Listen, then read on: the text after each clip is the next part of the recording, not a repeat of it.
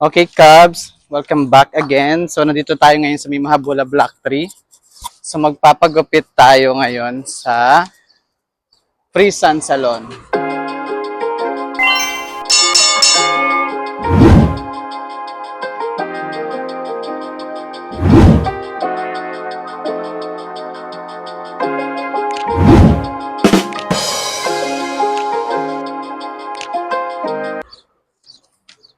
Free Sun Salon sa side. So, ayan yung Free Sun Salon.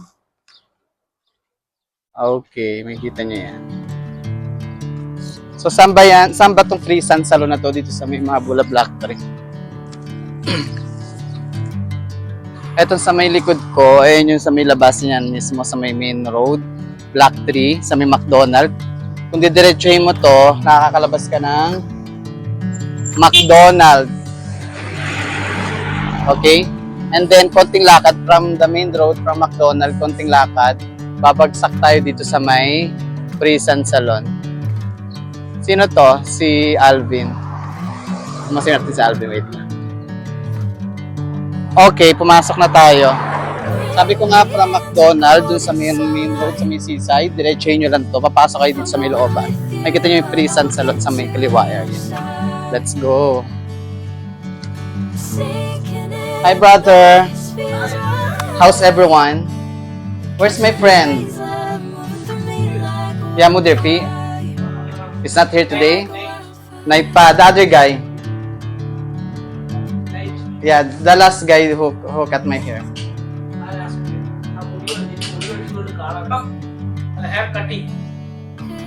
No, the other guy, Mapi. Other guy, last cutting boy. Yeah. Finish. Hindi nga. Are you that one? Yes. Last time. Really? Yes. Oh, what's your name? But why you change look? Really? Yes. Photo that good. No, he's not that one. Boy, you're not that one. You're not that one, right? I will check in my YouTube Wait lang. Pinagloloko nila ako eh.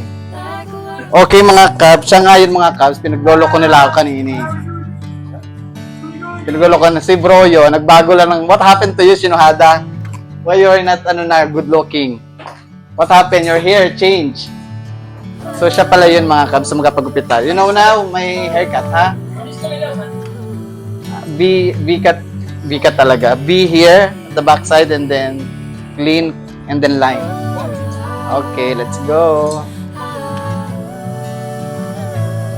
A few moments later. Thank you. Yes, I'm done now. Si brother, long time no see. Shinohada, what happened? Bye-bye. So yeah, nagpakulay na rin ako ng ano. Bro, thank you Siya yung regular ko ngayon na barber. Nagpakulay na rin ako ng buhok mga Cubs, and also, so sa bahay ko na to, bubble na 1. So after here, tungo tayo doon sa may bungad. Bibili tayo na tinapay.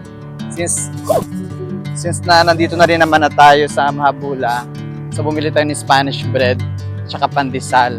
Kasi 'di ba nakabili tayo ng ng coco jam.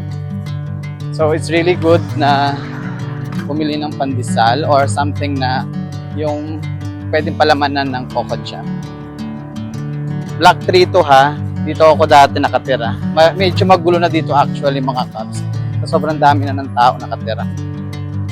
Alam nyo, may mga insidente nga dito ako nababalitaan na may mga snatcher na rin dito, mga natututo na yung mga ibang lahi.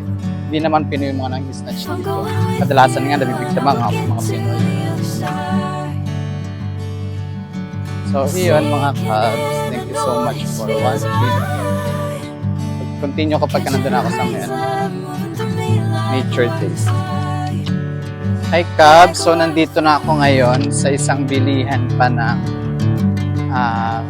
bakery ng Pinoy Bakery. Ito ang Nature Taste. Nature Taste ay nagtitinda rin sila ng Spanish bread. Iba't ibang klase. Nature Taste. Ito yan sa may Mahabula. And then, dito lang yan malapit sa main road. Pagkabayo nyo dyan ng bus, nakikita nyo agad yung Nature Taste. Let's go! Pero may naka-comment doon. Sorry, cash on. Okay, no problem.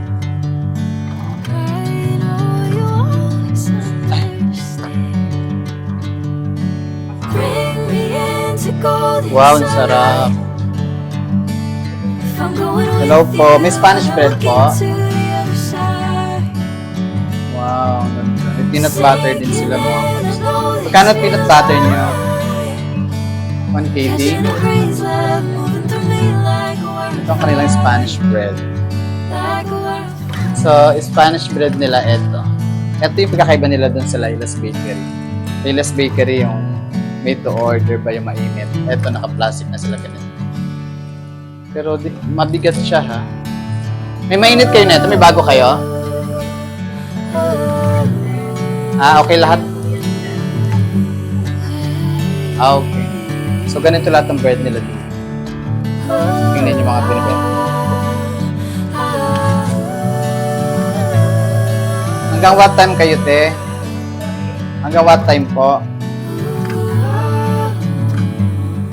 So, wala din kayong pandesal pala. Ito na naka-plastic na.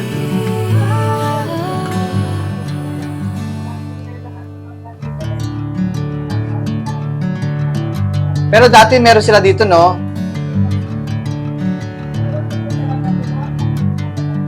Okay.